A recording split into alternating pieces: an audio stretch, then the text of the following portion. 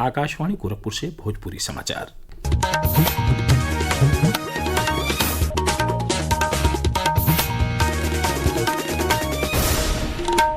नमस्कार, समाचारन के साथ हम वेद प्रकाश पाठक। उपराष्ट्रपति Jagdeep Dhankhar association of Indian universities के राष्ट्रीय सम्मेलन के आज नोएडा के एमिटी यूनिवर्सिटी में संबोधित कईने।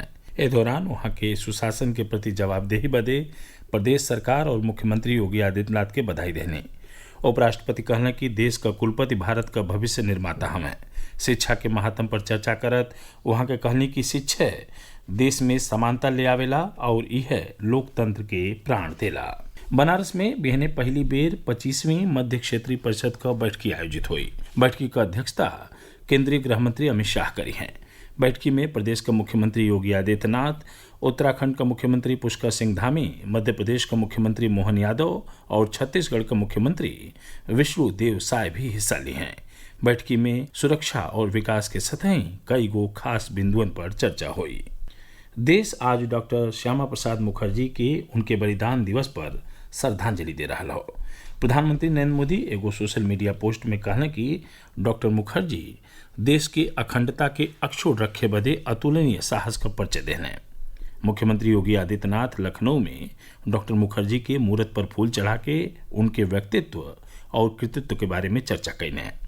वहां के कहने की कई गो क्षेत्र में डॉक्टर श्यामा प्रसाद मुखर्जी का योगदान हमेशा याद कल जाये। डॉक्टर श्यामा प्रसाद मुखर्जी जी ने अखंड भारत के लिए अपना बलिदान दिया था। स्वतंत्र भारत में कैबिनेट मंत्री के रूप में उन्होंने देश को अपने विजनरी नेतृत्व से लाभान्वित करके इसकी औद्योगिक नीति को तय करने में बड़ी भूमिका का निर्वहन किया था।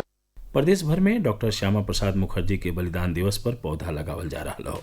यही क्रम में मुख्यमंत्री भी भदोही जिला के कलेक्ट्रेट परिसर में उनके बलिदान दिवस पर एक पेड़ मां के नाम अभियान के तहत पौधा लगौने। मुख्यमंत्री योगी आदित्यनाथ आज भदोही में विकास कार्यों और कानून व्यवस्था के लेके जनप्रतिनिधियन आ सीनियर अधिकारियों के साथ समीक्षा बैठक कईने। बैठकी के बाद पत्रकार लोगों से बतियावत मुख्यमंत्री कहना कि भदोही जिला विकास के दिशा में आगे बढ़ी रहा हो। ये अपने हस्तशिल्प उद्योग से प्रदेश के खास पहचान दियौले हो। वहाँ के कहने की भदोही के विकास खातिर जनप्रतिनिधियन के कई गो प्रस्तावन के मंजूरी दिहल जा रहा हो।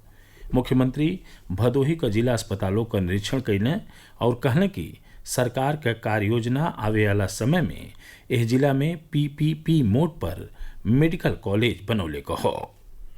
देश सेवा, सुशासन और गरीब कल्याण के सिद्धांतन से प्रेरित होकर एक दशक में बढ़न बदलाव कैले हो।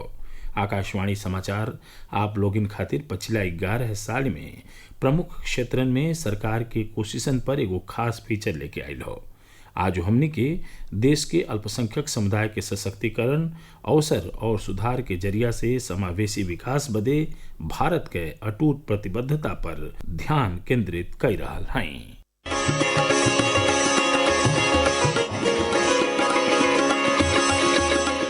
प्रधानमंत्री जन विकास कार्यक्रम के अंतर्गत 18,400 करोड़ रुपए से अधिक की परियोजनाओं को मंजूरी दी गई। राष्ट्रीय अल्पसंख्यक विकास और वित्त निगम ने पिछड़े वर्गों को रियायती ऋण प्रदान करते हुए 1,74,000 से अधिक लाभार्थियों को 752 करोड़ रुपए से अधिक वितरित किए। सांस्कृतिक और समुदाय विशिष्ट पहलों ने भी सार्थक प्रभाव डाला है। हज सुविधा ऐप और हज स्वयंसेवकों के लिए समर्पित प्रशिक्षण कार्यक्रमों ने तीर्थ यात्रा के अनुभव को बेहतर बनाया है, जबकि ऐतिहासिक वक्फ संशोधन अधिनियम 2025 और उम्मीद पोर्टल ने पारदर्शिता और शासन को मजबूत किया, जिससे वक्फ संपत्तियों के लिए डिजिटल प्रबंधन के एक नए युग की शुरुआत हुई। इसके अतिरिक्त बौद्ध विकास योजना और जियो पारसी जैसी अन्य योजनाओं ने संस्कृति को संरक्षित करके शिक्षा और सामुदायिक कल्याण को बढ़ावा देकर विभिन्न समुदायों की अनूठी जरूरतों को पूरा किया है। विष्णु की रिपोर्ट के साथ समाचार कक्ष से